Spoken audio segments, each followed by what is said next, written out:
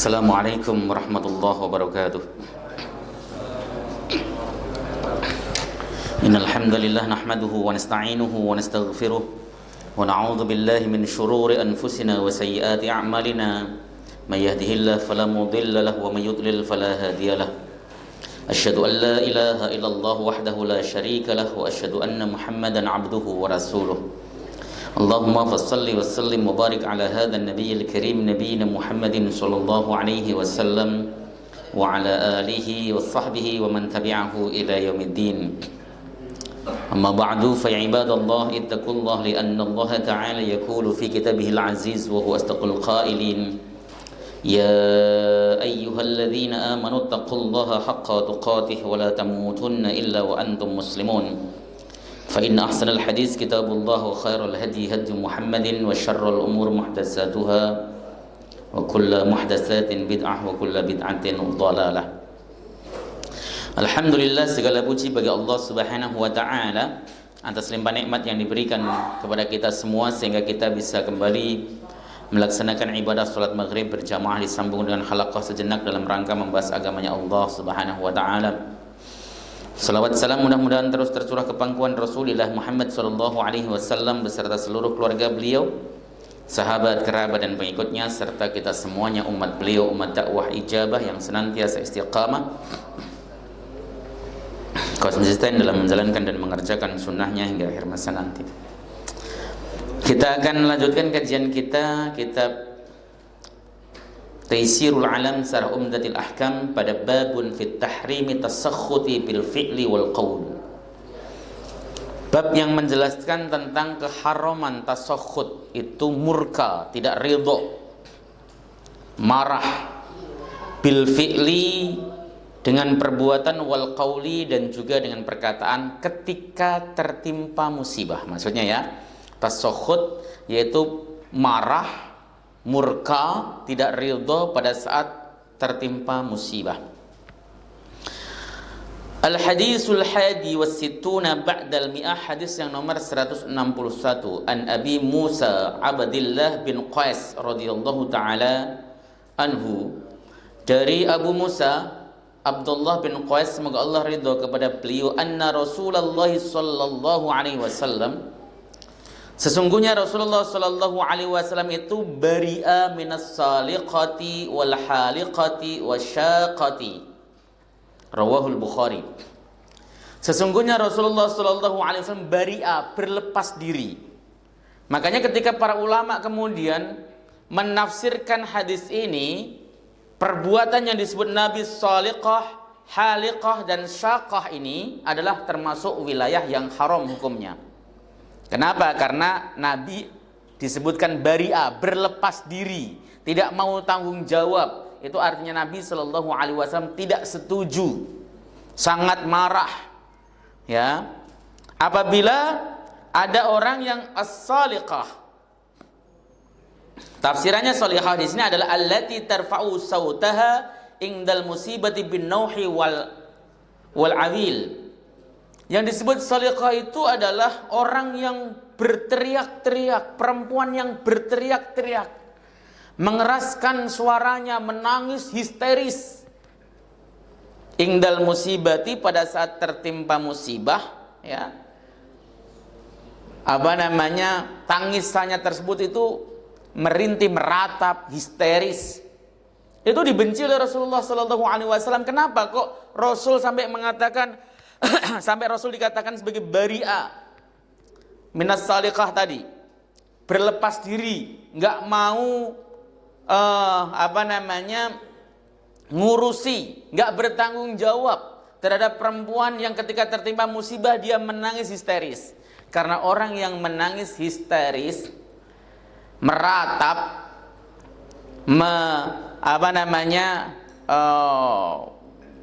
sampai gulung-gulung ke tanah begitulah, itu tanda bahwa dia tidak menerima takdir Allah Subhanahu wa taala, tidak menerima ketentuan Allah Subhanahu wa taala, tidak menerima qada dan qadarnya Allah Subhanahu wa taala.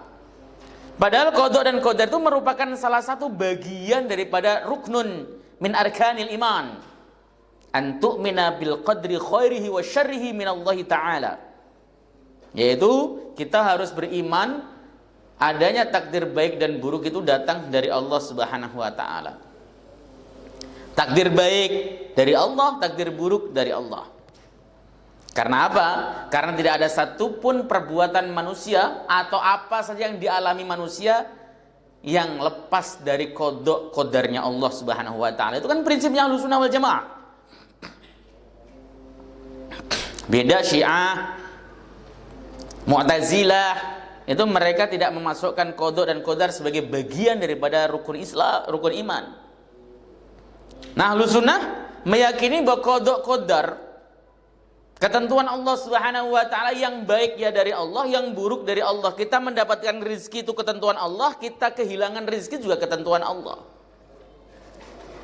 Tujuannya ketika kemudian ini kita imani, ketika kita mendapatkan kebahagiaan, mendapatkan rezeki, kita tidak melupakan Allah. Oh iya, saya dapat ini kan karena Allah Subhanahu wa taala. Orang naik pangkat, dagangannya laris, maisahnya lancar, itu kan dari Allah Subhanahu wa taala. Kalau itu diyakini merupakan qada qadarnya Allah atau takdirnya Allah, maka dia tidak menjadi pelit. Ketika ada syariat memerintahkan untuk berzakat, dibayarkan zakatnya dengan sukacita. Hartanya sudah sampai satu nisab dan satu haul misalnya, dia keluarkan 2,5% dengan bahagia. Karena apa? Karena meyakini itu ketentuan dari Allah Subhanahu wa taala, bukan hasil upaya dia secara totalitas, secara mutlak. Begitu sebaliknya, kalau kita meyakini bahwa hal-hal yang buruk yang menimpa kita, musibah, ya, kehilangan sesuatu, kehilangan pekerjaan, itu datang dari Allah Subhanahu wa taala juga, maka kita akan tidak terlalu grantes, ya orang Jawa bilang itu, enggak terlalu sampai berpikir, sampai stres, ya, tidak terima sampai kemudian seandainya tadi saya begini pasti tidak begini.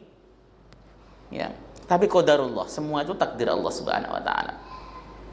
Ya, makanya Rasul melarang jika kita tertimpa sesuatu atau mendapatkan musibah untuk berkata laukana kada wa kada lakana kada wa kada.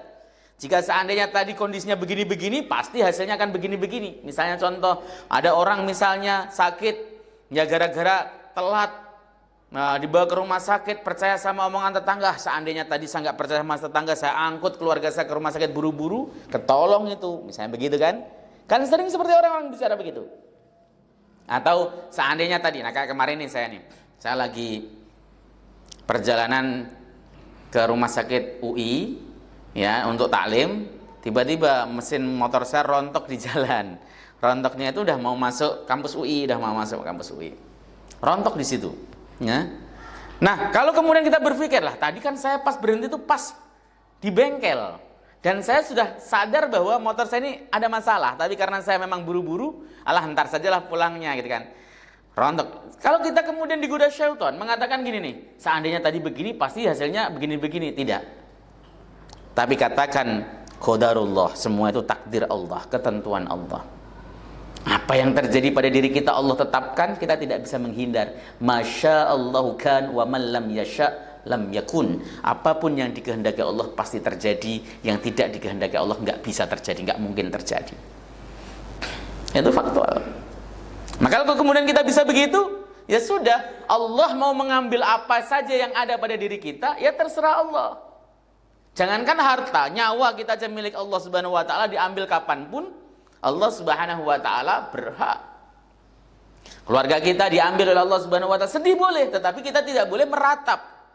Tidak boleh histeris, tidak boleh niyahah. Nah, kadang-kadang kita itu niyahah tapi tersembunyi caranya, Pak.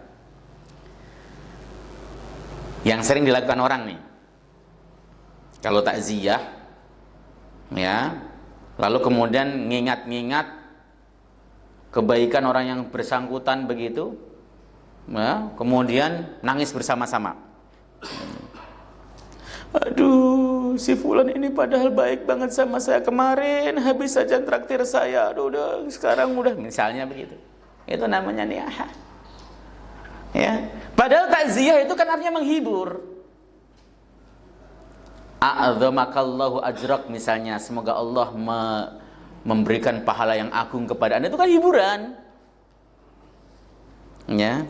Atau kemudian husnul khotimah insyaallah, kita doakan semoga ruhnya diampuni oleh Allah Subhanahu wa taala, itu kan hiburan.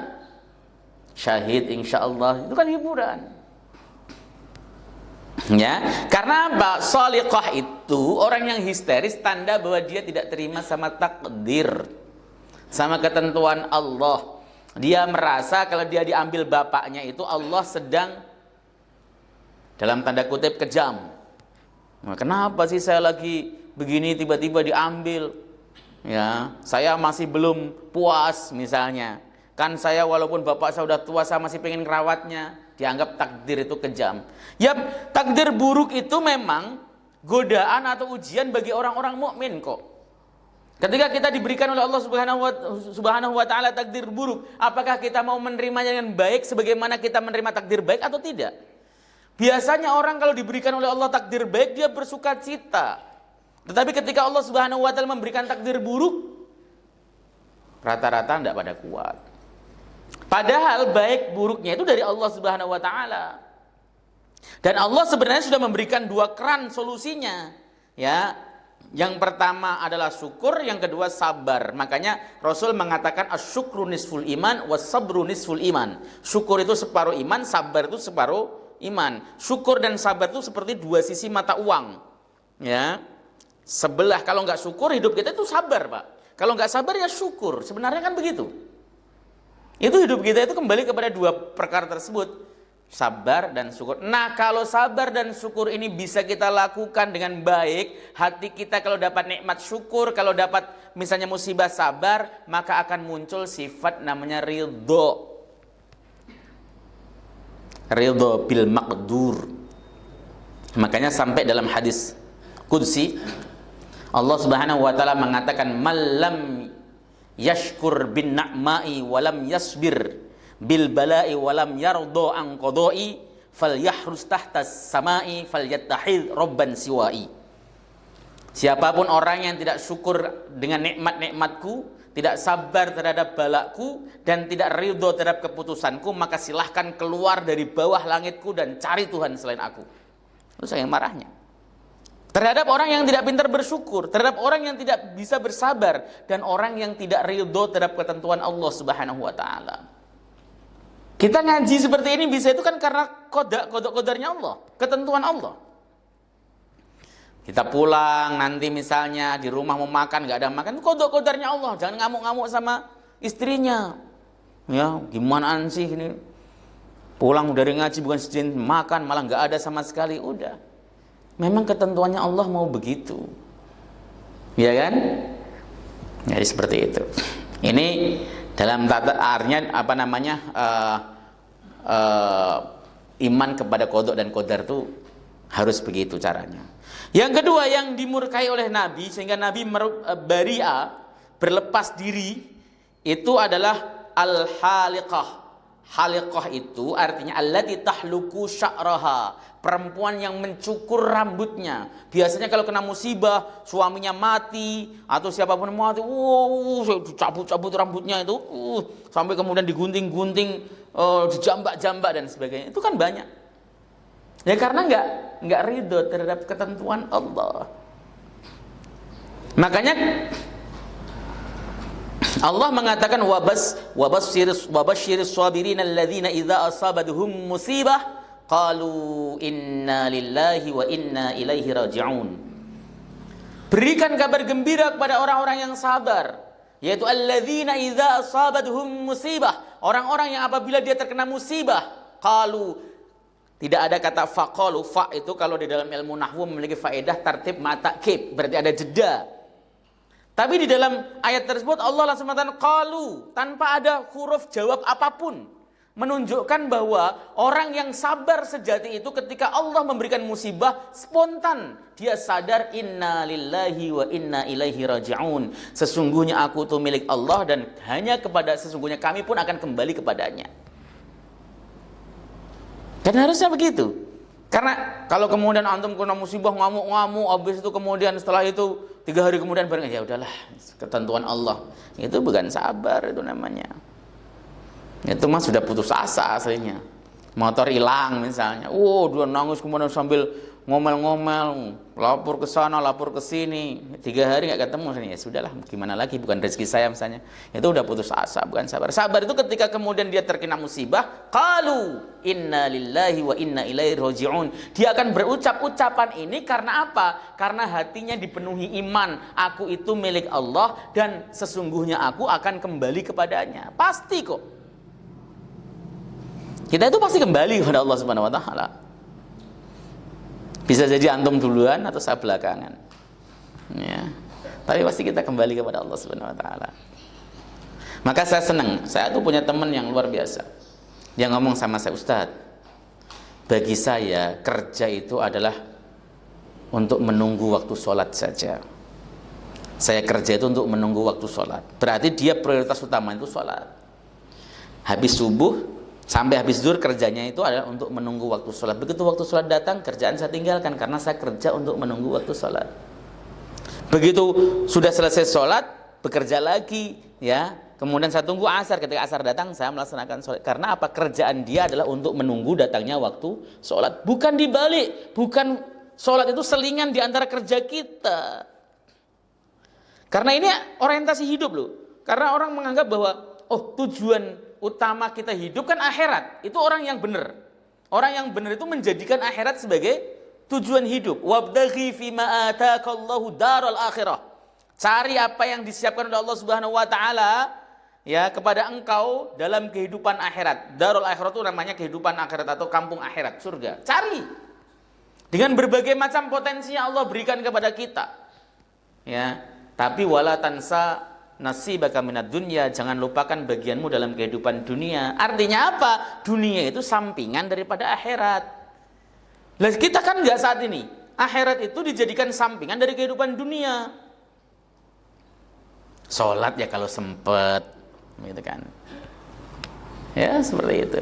Banyak. Makanya betul kata-kata Nabi mengatakan bahwa orang akhir zaman seperti kita itu akan kena penyakit al-wahan, hubbud dunya wa karahiyatul maut.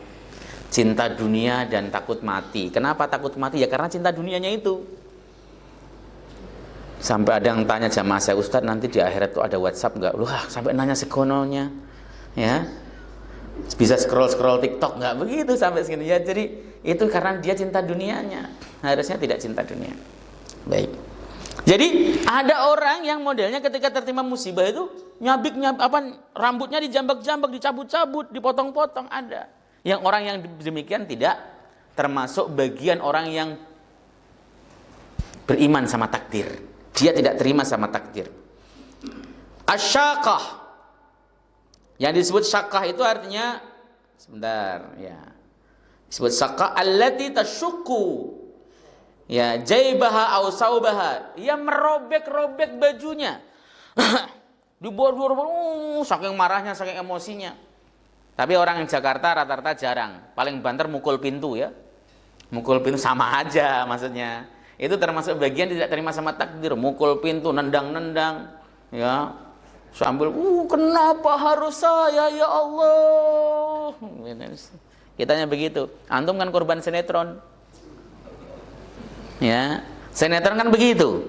Kalau dia dapat musibah. Terus habis itu kemudian doa. Apa salah dan dosa hamba ya Allah, begitu kan? Ya, korban sinetron kan seperti itu. Makanya jangan suka nonton sinetron. Alhamdulillah bapak-bapak sekarang udah nggak pada nonton sinetron, tapi nonton YouTube sama TikTok sama aja. Ini hadis ditulis secara bersamaan oleh penulis kitabnya. Saya baca hadis nomor 162 bersamaan karena hampir mirip. Al-hadisus tsani wa sittuna ba'dal mi'ah, hadis nomor 162. An Abdullah bin Mas'ud radhiyallahu taala anhuma, dari Abdullah bin Mas'ud, semoga Allah ridho kepada keduanya. Kalau Abdullah bin Umar, Abdullah bin Mas'ud, Abdullah bin Abbas itu kalau baca radhiyallahu anhuma. Ya, kenapa? Karena kita doakan anak dan bapaknya sekaligus. Ya, Abdullah bin Mas'ud. Abdullah ini anaknya Mas'ud. Mas'ud ini masuk Islam juga dulu. Baru kemudian Abdullah masuk Islam dulu baru kemudian Mas'ud. Dua-duanya orang Islam, maka kita doakan radhiyallahu taala anhuma. Abdullah bin Umar, kita berarti mendoakan Sayyidina Umar dan Abdullah putranya, seperti itu.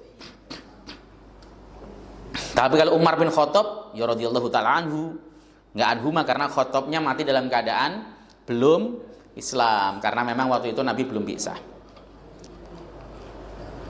Anin Nabi sallallahu alaihi wasallam, dari Nabi Muhammad sallallahu alaihi wasallam, laisa minna man darabal hududa wa syaqqal juyuba wa da'a bi da'wal jahiliyah. Bukan termasuk umatku, kata Nabi sallallahu alaihi wasallam. Ini berarti memang sangat keras Nabi menentangnya itu. Karena ini memang tradisi-tradisi jahiliyah. Tradisi-tradisi orang yang memang tidak iman sama takdir. Islam datang itu kan untuk memperbaiki akhlak kita. Di antara akhlak yang mahmudah itu adalah mempercayai takdir, ketentuan Allah Subhanahu wa taala. Kalau kita percaya takdir, hidup kita itu enak, Pak. Enggak terlalu ngongso. Kaya miskin itu sudah takdirnya Allah. Tugas antum itu cuman kerja. Tugas kita cuman kerja. Yang menentukan hasil kerja itu Allah. Ada yang kerja sampai siang malam, kaki jadi tangan jadi kaki, kepala jungkir balik sampai botak kepalanya, ya. Nggak dapat nggak kayak ada yang kayak gitu. Ada yang kerjanya santai, ya, santai kerjaannya itu, berangkat jam 9 pulang jam 12, kaya raya ada banyak.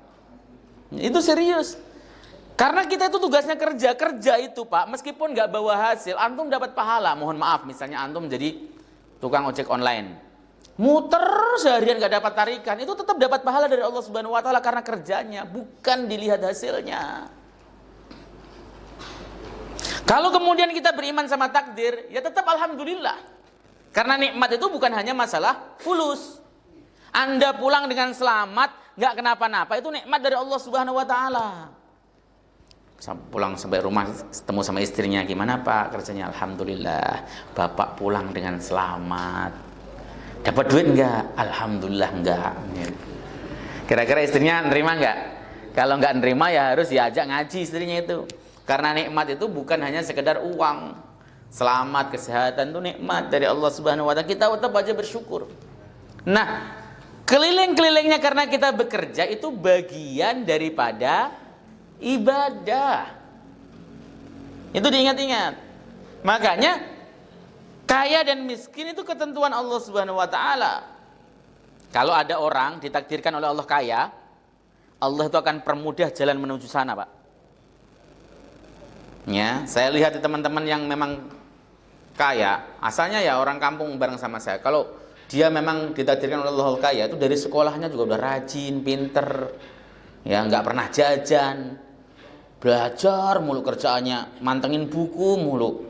Ya, kemudian dia tiba-tiba dapat PMDK, dulu PMDK ya namanya ya, masuk ke kampus-kampus hebat, masuk ITB, masuk IPB, masuk UI, UGM, masuk, kemudian habis itu dapat beasiswa lagi, kuliah kemana, pulang, langsung jadi pejabat, banyak yang kayak gitu. Tapi urutnya itu dari waktu masih kecil tuh masih terbayang, oh iya pantes dia waktu kecil begitu. Kenapa? Nabi mengatakan kullun muyassar lima khuliqalah. Semua itu akan dimudahkan untuk apa? Sesuai dengan untuk apa ia diciptakan. Kalau memang diciptakan dia pengen diciptakan jadi orang kaya, Allah akan mudahkan jalannya mulai dari kecil. Yang biasanya mencoleng, nggak masukan, bolos, suka nyolong semangka tetangga dan sebagainya, ya biasanya rata-rata. Tapi kalau memang dia itu ditakdirkan kaya oleh Allah Subhanahu wa taala, pasti akan ke sana juga larinya. Saya pernah ketemu dengan seorang, dia kaya. Awalnya tukang ojek dia, setahu saya. Setelah itu kaya, dan saya tahu prosesnya. Saya tanya resepnya apa sih Mbah? Resep saya juga nggak tahu. Saya tuh perasaan juga jalani kehidupan saya biasa saja. Jadi beliau itu dulunya tukang ojek. Memang tukang ojek di Jakarta. Karena tukang ojek motor kan paham motor kan? Tiba-tiba ada tetangga minta dibeliin motor. Dibeliin motor, dia dikasih upah 100. Besok lagi ada tetangga minta beliin motor, dikasih upah 100. Akhirnya berpikir, mending saya sediain motor di rumah saya. Ya, Disinilah motor 1212 lama-lama jadi showroom besar. Loh, lah itu tadi kulun muyassar lima khuliqalah kata Nabi. Kan itu kan bermula dari pertanyaan sahabat ketika bahwa orang itu sudah ditentukan takdirnya. Nasibnya ahli surga udah ada ditetapkan, ahli neraka juga udah ditetapkan. Bahkan kalau dalam kitab akidah Thahawiyah itu yang sudah ditetapkan masuk surga, ya jumlahnya itu saja, nggak bakal bertambah dan nggak bakal berkurang. Yang masuk neraka nggak bakal bertambah dan nggak bakal berkurang. Tinta telah menjadi kering kata Nabi. Sahabat protes atau bertanya nama, ya percuma dong sholat saya Nabi, percuma puasa saya. Lah kalau saya puasa rajin ternyata saya ditakdirkan masuk neraka, ya masuk neraka juga gitu kan. Nah, Nabi menjawab, kullun muyassar lima khuliqalah. Semua orang itu akan dipermudah sesuai dengan untuk apa ia diciptakan. Kalau bahasa gampangnya, semua itu akan dipermudah sesuai dengan takdirnya. Takdirmu surga, antum pasti rajin sholat, antum pasti rajin ibadah, rajin sedekah, rajin ngaji, rajin baca Quran. Kalau takdirmu surga, lah nggak pernah sholat kok pengen masuk surga takdirnya, antum berarti dimudahkan jalannya masuk neraka. Maksudnya ini. Nah inilah kemudian kita disuruh untuk usaha maksimal karena kita tidak tahu takdir kita kemana. Kalau antum sudah rajin ibadah, rajin melaksanakan perintah Allah dengan baik, berarti antum dimudahkan jalan menuju surga. Begitu, ya. Itu bahasan akidahnya begitu. Makanya di sini Nabi keras mengatakan laisa minna, tidak termasuk umatku. Ya. Man dorobal hudud, orang yang nabokin pipinya. Puak orang Cina dulu. Saya pantas mati kalau orang film-film Cina begitu. Tapi kalau orang Islam yang betul-betul Islam tidak ada, yang betul-betul beriman kepada Allah. Serius. Beberapa kali saya lihat orang yang kehilangan itu ya nangis. Cuman ya tidak sampai kemudian harus teriak-teriak histeris. Ya, seperti itu. Wasyaqqal jujub, dan merobek-robek pakaiannya. Wada'a bida'wal jahiliyah, dan dia berteriak dengan berteriak itu nama dakwah itu memanggil atau berteriak dengan teriakan jahiliyah. Wadzalika bitafajju' 'alal mayyiti wan niyaha 'alaihi bi annahu qatilun nufus wa kahful ashirah wa kafilul aitam ila ghairi dzalik minal manaqib allati kanu yu'addidunaha wa mithluhu kan nudbah ka ya sanadah wa anqata'a dhahrah. Nah, itu namanya munada mangdub ya. Dakwah jahiliyah itu adalah dia meratapi mayit. Seperti mengatakan gini nih, aduh, dia itu adalah penopang keluargaku, tulang punggung keluarga. Dia itu adalah orang yang menanggung anak yatim. Dia ini adalah orang yang dermawan dan sebagainya. Aduh, dia seperti itu. Itu namanya niyahah jahiliyah. Makanya sering tadi saya katakan, kita kumpul, misalnya datang ke takziah, nggak usah banyak cerita masing-masing. Waduh, dia donatur tetap masjid ini. Nangis semuanya, keluarganya nangis. Sampai 10 tahun juga nggak bakal bisa hilang kesedihannya. Misalnya, Masya Allah, dia ini orang yang sholatnya rajin banget, berjamaah selalu di belakang imam udah duluan. Nangis begitu kan. Itu menceritakan kebaikan-kebaikan. Aduh, Masya Allah, dia muadzin, ya Allah. Muadzin orang baik di sini, ya Allah. Dan tangisin, keluarganya nangis semuanya. Ya. Kemarin baru saja ngajakin saya main badminton, padahal itu misalnya kan banyak ya kayak gitu tuh. Ya. Jangan, itu bukan menghibur. Saya juga sering lihat orang Muhammadiyah juga begitu, kalau lagi nge-zoom misalnya, takziah nge-zoom, ya. Kemudian menceritakan kebaikan, ya keluarganya nangis lagi loh. Enggak selesai nangisnya. Ya.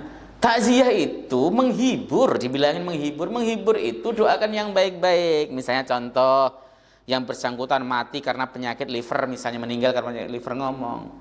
Nabi pernah mengatakan, man mata mabtunan fahuwa syahid, siapapun orang yang wafat dalam keadaan sakit perut maka dia syahid.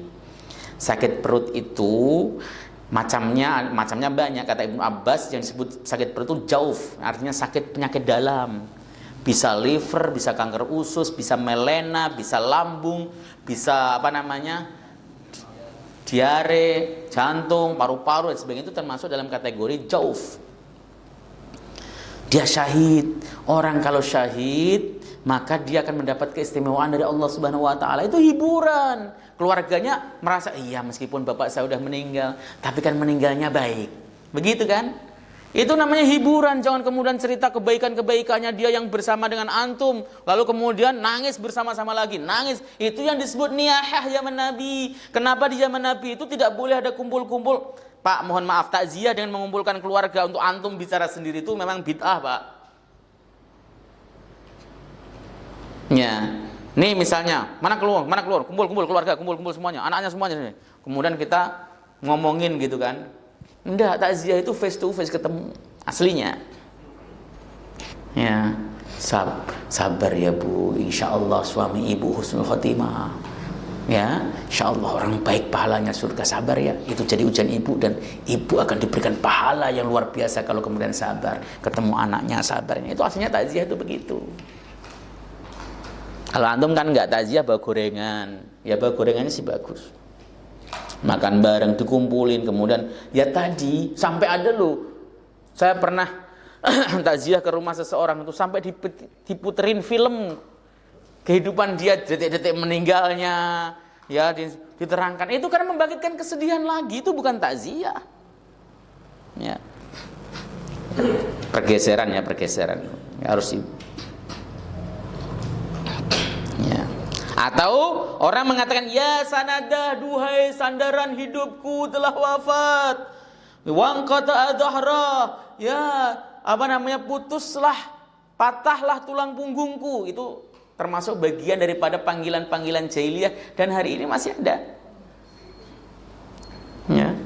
Seperti itu ya, itu dilarang oleh nabi-nabinya sampai mengatakan laisa minna, bukan termasuk kelompokku atau umatku. Saya bacakan ya. Lillahi ma akhadha wa lillahi ma a'ta wa fi dzalikal hikmah at-tamah wa tasarrufur rasyid. Milik Allah apa yang diambil dan milik Allah apa yang diberi. Ini kunci. Harus digarisbawahi. Yang diambil itu punya Allah, yang diberi juga punya Allah.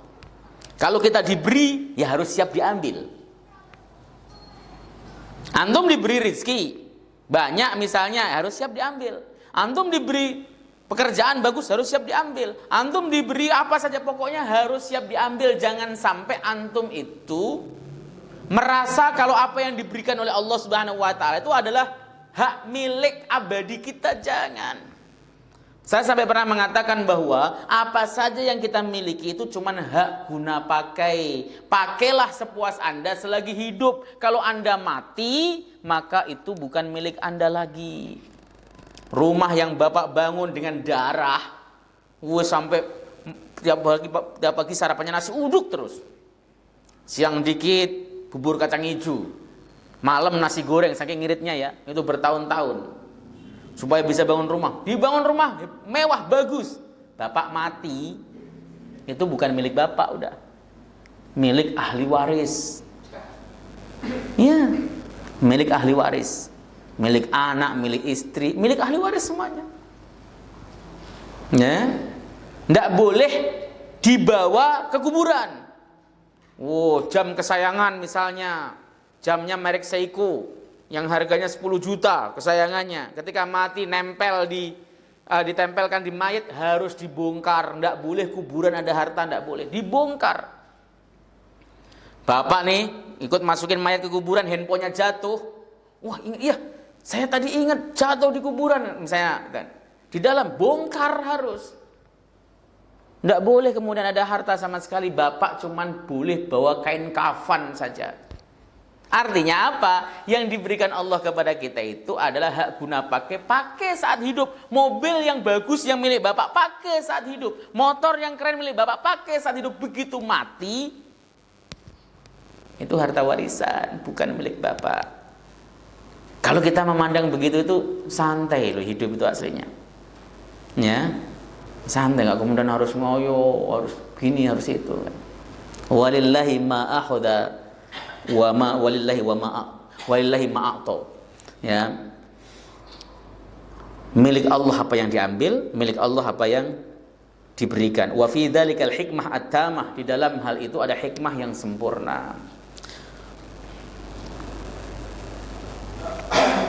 Wa man arada fi hadza wa mana'ahu faka'annama ya'taridu ala qada'illahi ta'ala wa qadrihi alladhi huwa ainul maslahah wal hikmah wa asasul adl was salah. Siapapun orang yang menentang ini, menentang bahwa apa yang diambil itu milik Allah, apa yang diberikan milik Allah, dan dia maka seakan-akan dia menentang qada Allah. Ketika diambil nggak terima, ya, ketika diberi merasa bahwa dia yang berusaha habis-habisan, maka dia itu seakan-akan menentang qada Allah dan takdir Allah Subhanahu wa taala. Itu asas yang paling utama sebenarnya. Nabi itu kenapa melarang kita untuk niyahah, kemudian mencabik-cabik baju dan sebagainya, tujuannya adalah supaya kita itu tidak menentang qada qadarnya Allah Subhanahu wa taala. Itu karena bagian prinsip dalam Islam, qada dan qadar. Karena itu bagian daripada rukun iman. Begitu. Walidha fa inna Nabiyya sallallahu alaihi wasallam dzakara annahu man tasakhkhata wa jazaa min qada'illahi fa huwa ala ghairi tariqatihi al-mahmudati wa sunnatihi al-manshudah. Oleh sebab itu Nabi sallallahu alaihi wasallam menuturkan siapapun yang tasakhut, tidak ridho, marah, murka, ngamuk, ya, dan mengeluh terhadap qadanya Allah, maka dia bukan berada pada thariqah jalan Nabi sallallahu alaihi wasallam yang terpuji dan sunnah Nabi sallallahu alaihi wasallam yang kokoh. Ya, karena memang masyarakat jahiliyah begitu dan Islam datang untuk merubahnya. Jangan sampai kemudian kita yang sudah beragama Islam kembali kepada masa jahiliyah itu lagi. Ya, dengan berbagai macam inovasi-inovasi yang kita lakukan. Jangan. Milik Allah kok semuanya kok. Ya diambil ya biarin milik Allah Subhanahu wa taala. Sedih boleh. Tapi kita tidak boleh tasakhut, merasa murka, marah, tidak ridho terhadap takdir. Seperti itu ya, tidak ridho sama qada qadarnya Allah. Orang itu Pak biasanya kalau ditakdirkan oleh Allah Subhanahu wa taala yang baik, seneng banget ya, seakan-akan bahwa hidupnya penuh keberkahan. Orang zaman akhir yang disebut keberkahan itu selalu diasumsikan duitnya banyak, kerjaannya bagus, itu berkah. Misalnya kita ketemu sama teman kan, misalnya mobilnya 5, rumahnya bagus, kerjanya bagus, wah hidup Anda benar-benar berkah. Belum tentu harta benda itu bisa jadi berkah, bisa jadi fitnah, tergantung. Kalau harta benda Anda menyebabkan Anda dekat kepada Allah, Anda makin kaya, makin tambah soleh, rajin ke masjid, makin tambah dia ibadahnya, gampang mengeluarkan rezekinya di jalan Allah Subhanahu wa taala, sedekahnya makin lancar, itu berkah betul. Tapi Anda makin kaya, jabatan makin naik dan sebagainya, ke masjid makin jarang, pelitnya naudzubillah min dzalik misalnya. Itu bukan berkah itu.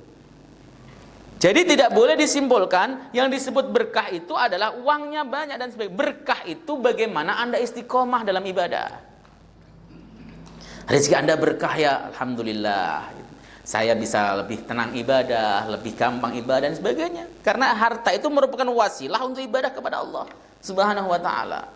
Jadi salah kalau kemudian kita mengatakan, wah berkah baca Quran, saya bisa beli mobil. Bukan itu. Kenapa? Karena sekarang itu memang orientasi kita, ukuran kita dia duniawi. Seakan-akan kalau dunianya seret, wah nggak berkah, wah ahli ibadah kok dia ya berkah lah. Ya, saya dulu thalabil ilmi di pesantren di ma'had selama 10 tahun misalnya, kerjaannya biasa-biasa saja, motornya butut misalnya. Ya makannya biasa-biasa sajalah misalnya. Udah anggap wah ilmu muak enggak barokah, bukan. Kalau dia rajin ibadah, rajin sholatnya, lima waktunya bagus, jamaahnya bagus, qiraah Qur'annya bagus dan sebagainya, itu barokah. Ya, kan mirip orang kafir kan? Dalam surat Al-Fajr itu. Gimana surat Al-Fajr? Fa ammal insanu idza mabtalahu rabbuhu fa akramahu wa na'amahu fayaqulu rabbi akraman. Kalau dikasih rezeki, wah Tuhan memuliakanku, Allah sayang padaku, Masya Allah, Allah luar biasa menyayangiku, keluargaku diberikan rezeki yang melimpah ruah, gampang, nyenggol jadi duit, meludah juga jadi duit misalnya. Wa amma idza mabtalahu faqaddara alaihi rizqahu fayaqulu rabbi ahanan, gitu ya. Kalau kemudian dia diuji oleh Allah Subhanahu wa taala, rizkinya seret, dia mengatakan Tuhan menghinakanku. Itu orang-orang kafir dan itu sudah disindir dalam Quran. Lah kok antum pikirannya sekarang masih seperti itu? Kan keliru. Lah kenapa pikiran umat Islam banyak yang semacam itu? Karena umat Islamnya nggak pernah ngaji Quran dengan baik. Ya mohon maaf, Quran itu saat ini diperlakukan tidak adil menurut saya. Dia hanya dibaca di mat'am, jamuan makan, haflah, peringatan hari lahir, peringatan. Bacaan Quran akan disampaikan oleh Al-Ustadz Encep misalnya. Hanya dibacakan segitu, itu saja. Ulang tahun baca Quran, syukuran baca Quran. Padahal bukan untuk itu Quran diturunkan kan? Bukan. Quran itu diturunkan sebagai hudal linnasi wa bayyinatin minal huda wal furqan. Sebagai petunjuk bagi manusia. Artinya, memang Quran harus kita jadikan sebagai petunjuk hidup. Nah, karena tidak jadikan petunjuk hidup ya, dia yes pokoknya yang penting saya dapat berkahnya. Ya betul, Quran itu berkahi, betul. Tapi Quran diturunkan sebagai petunjuk hidup. Karena ditunjukkan sebagai petunjuk hidup, maka ada sebuah kritikan yang sangat keras menurut saya. Ini kritikan ini kalau bagi saya keras, kalau bagi antum keras apa enggak saya enggak tahu ya. Saya bacakan di dalam kitab At-Tibyan fi Ulumil Quran, diterangkan ketika menafsirkan ayat yang berbunyi wa qala ar-rasul ya rabbi inna qaumi ittakhadhu hadzal qur'ana mahjura. Rasul berkata, Tuhanku, sesungguhnya kaumku itu telah menyia-nyiakan Al-Quran. Dalam kitab itu dikutip pernyataan Syekhul Islam Ibnu Taimiyah. Bunyinya begini, malam yakro'il Quran faqad hajaruh. Siapapun orang yang tidak membaca Al-Quran, maka dia telah menyia-nyiakan Al-Quran. Waman qara'ahu walam yatadabbar ma'aniyah faqad hajaruh. Siapapun orang yang telah membacanya tapi tidak merenungi maknanya, maka dia telah menyia-nyiakannya. Wa man qara'ah wa tadabbara ma'aniyah wa lam ya'mal bih faqad hajarah. Siapapun orang yang membacanya dan merenungi maknanya tapi tidak beramal dengan Quran, maka dia telah menyia-nyiakannya. Kalau kita berkaca dari satu kalimat yang diucapkan oleh Syekhul Islam Ibnu Taimiyah, kita masuk itu sebenarnya termasuk penyanyi Quran yang dikeluhkan Nabi.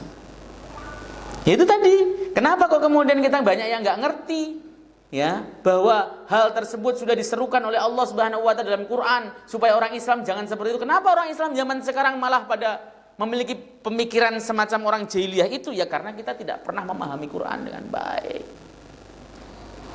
Pemahaman Quran kita hanya sekedar di kulitnya saja. Oke, karena sudah Isya ya. Ini saya belum membaca secara tuntas, ini akan saya lanjutkan di kajian berikutnya. Wallahu taala alam bissawab. Ada yang bertanya? Enggak ada kan? Oh, silakan Pak. Gimana Pak?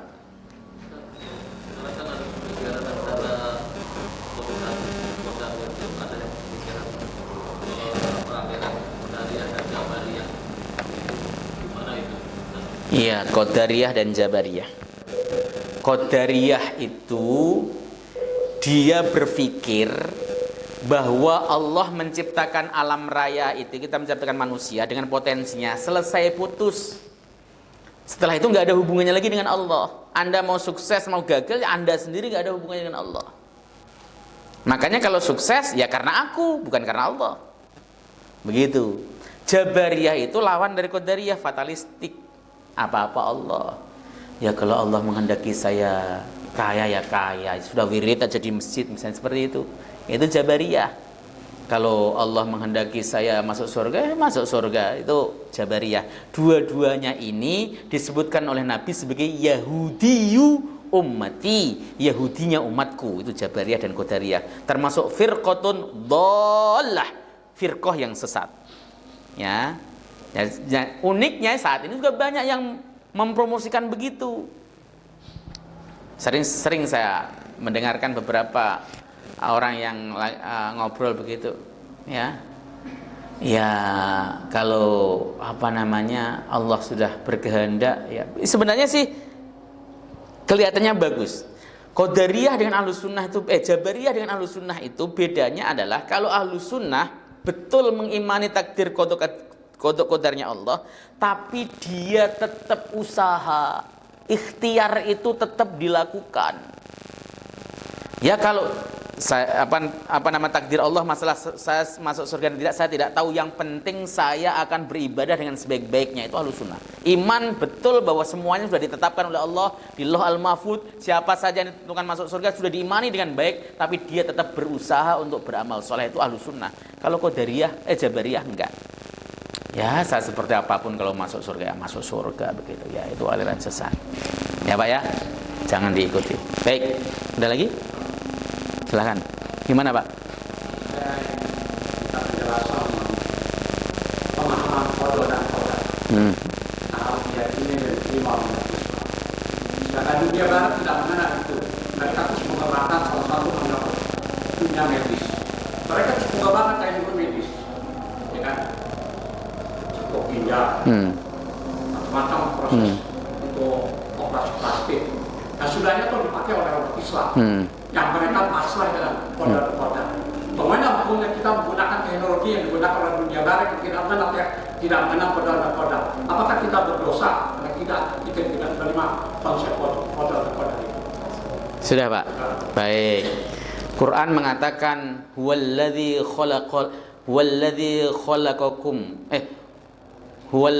khalaqalakum ma fil ardi jami'a. Dialah zat yang menciptakan untuk kalian ma fil ardi jami'a, apa saja yang ada di muka bumi semuanya. Jadi dalam konsep ayat ini, semua yang ada di alam raya semuanya ini itu diciptakan oleh Allah Subhanahu wa taala untuk kita. Orang barat tidak mengenal istilah qada dan qadar, bahkan mereka banyak saintis yang tidak bertuhan atau minimal mereka agnostik, mengakui Tuhan tapi bukan person. Itu banyak. Bahkan saat ini mereka berani berkuar-kuar di media sosial untuk mengaku bahwa Tuhan itu adalah halusinasi manusia. Mereka orientasinya memang duniawi, berpikir terus untuk menemukan berbagai macam memecahkan problematika kehidupan yang dihadapi manusia. Akhirnya kemudian menemukan ini, menemukan itu dan sebagainya. Medis dan sebagainya ditemukan misalnya. Terus bolehkah umat Islam memakainya? Apakah dosa? Ya tidak dosa. Karena di dalamnya apa saja yang ada di alam raya ini itu diciptakan oleh Allah Subhanahu wa taala untuk kita semua. Loh, kan yang menciptakan orang barat, Pak. Wallahu khalaqakum wama taf'alun. Allah yang menciptakan kalian dan apa saja yang kalian perbuat. Mic ini produk manusia, tapi hakikatnya produk Allah Subhanahu wa taala. Kenapa? Siapa yang memberikan kudroh, kemampuan untuk bisa menganalisa? Allah Subhanahu wa taala. Siapa yang memberikan kemampuan dia untuk bisa berdiri, berjalan, memberikan untuk menemukan sesuatu? Allah Subhanahu wa taala. Hakikatnya begitu. Meskipun mereka tidak bertuhan, mereka tidak mengakui atau mengklaim tidak mengenal Tuhan atau bahkan memusuhi Tuhan sekalipun, tetap hakikatnya mereka adalah hamba Allah Subhanahu wa taala. Produk mereka tetap boleh dipakai. Saya sering dikatakan gini, umat Islam tertinggal karena sibuk ngurusin akhirat dan sebagainya. Karena memang Islam pertama kali diterangkan oleh Rasulullah, dari Allah kepada Rasulullah Sallallahu Alaihi Wasallam, orientasinya memang bukan duniawi, Pak. Makanya kita ajarin anak kita supaya sholat, kenal Allah Subhanahu Wa Taala, karena memang orientasi hidup yang ditanamkan kepada orang Islam itu bukan duniawi. Orientasinya adalah bagaimana kita pulang ke akhirat dengan selamat, dengan baik. Sementara orang orang ateis, orang kafir itu orientasinya memang duniawi. Seluruh hidupnya digunakan untuk duniawi. Dia nggak percaya ada kehidupan setelah mati, maka dia pengen berusaha untuk menjadi bermanfaat dalam hidupnya. Ya bagus, umat Islam boleh menggunakan hasilnya. Kita pakai handphone produksi barat juga boleh, nggak masalah. Karena muamalah sifatnya. Wong Rasul juga mau bermuamalah dengan orang-orang Yahudi Nasrani kok biasa. Begitu sahabat. Berarti umat Islam harus berterima kasih dengan orang-orang yang tidak mengenal konsep koda dan koda. Dan kita hanya bisa mengklaim seperti Bapak dan baik itu mereka memang untuk dunia. Tapi toh kita tidak malu-malu menggunakan teknologi mereka untuk kesembuhan kita yang faktanya memang ada. Bagaimana menurut Bapak? Lah iya tadi Pak sudah saya jelaskan. Islam, boleh Bapak bilang klaim ini juga sebagaimana saya kemarin diskusi dengan orang ateis juga begitu, bahwa orang Islam mengklaim bahwa kitab Yahudi dan Nasrani itu palsu, itu kan klaim orang Islam, begitu. Kemudian dia juga mengatakan bahwa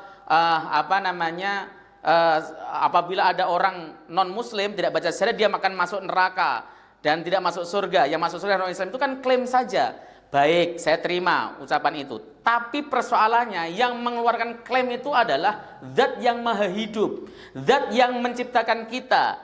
Nah itu sekali lagi adalah dimensi keimanan. Orang yang saya ajak ngomong tetap nggak percaya karena mereka nggak percaya Tuhan. Tapi sebagai orang yang bertuhan, kita ketika dikatakan bahwa itu bukan hanya klaim, tetapi merupakan petunjuk dan ketetapan dari Allah dalam Al-Quran, misalnya. Maka sebagai orang beriman adalah sami'na wa ata'na itu. Kalau masalah kita berterima kasih, boleh kita berterima kasih kepada orang kafir.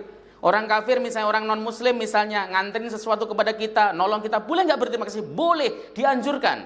Bahkan Nabi mengatakan la yashkurullaha man lam yashkurin nas. Tidak disebut bersyukur kepada Allah, berterima kasih kepada Allah kalau dia tidak berterima kasih kepada manusia. Boleh.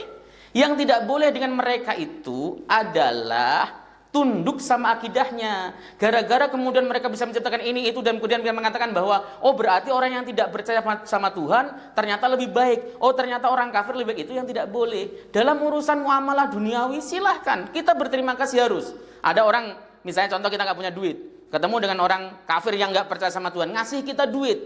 Apakah kita harus berterima kasih? Harus. Karena alhamdulillah kita nggak diterima oleh Allah kalau tidak berterima kasih. Itu jawaban saya, Pak. Silakan. Tadi perkataan lokal itu seandainya itu apakah hanya untuk musibah atau juga untuk kesalahan yang kita buat sendiri. Misalkan seandainya saya ingin nasihat orang tua, tentu saya tidak akan celaka seperti ini. Atau seandainya saya tidak mencuri, tentu saya tidak akan bonyok seperti ini. Ya, baik. Lau kana kada wa kada lakana kada wa kada. Ya, lau kana kada wa kada lakana kada wa kada itu hadis itu Sahih Muslim, ada dalam Sahih Muslim dan kaitannya memang dengan musibah. Apabila seseorang tertimpa musibah, mendapatkan musibah, maka dia tidak boleh berkata lau kana kada wa kada lakana kada wa kada. Kenapa? Karena alasan Nabi di akhir hadis tersebut benar. Seandainya itu dibuka ruang, maka syaitan akan masuk.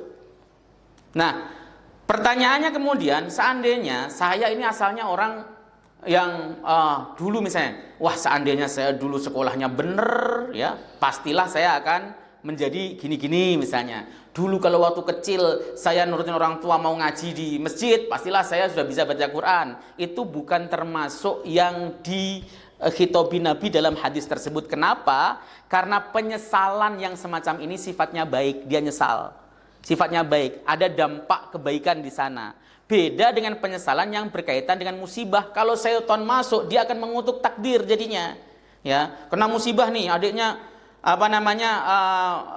kecelakaan misalnya kan, kepalanya benjut berdarah. Seandainya tadi bawa helm, ada kemudian aduh salah saya, bodoh saya, akhirnya kemudian begitu. Itu syaitan akan masuk meracuni hati mereka. Itu sabda Nabi SAW. Dan itu terbukti. Orang-orang ini contohnya nih, ada saudara, dia punya saudara, punya ibu, dia wafat. Kata dokter, ini seandainya lebih awal dibawa ke sini 15 menit saja, maka jiwanya akan tertolong. Langsung dia berkata, oh tadi seandainya saya tidak percaya sama omongan tetangga saya gara-gara, waduh, akhirnya kemudian dia marah kepada tetangganya, marah kepada dirinya sendiri. Itu karena musibah. Memang letter luck daripada hadis tersebut ke arah musibah, bukan penyesalan atas dosa dan sebagainya. Kalau penyesalan atas dosa kan wajib. Kita nyesel, ya Allah, kalau seandainya saya nggak berbuat begini, pasti nggak ini itu. Boleh, malah wajib. Ya, saya rasa begitu. Terima kasih. Baik, Kita tutup kafal majelis. Subhanakallahumma hamdika asyhadu an la ilaha illa anta astaghfiruka wa atubu ilaik. Assalamualaikum warahmatullahi wabarakatuh.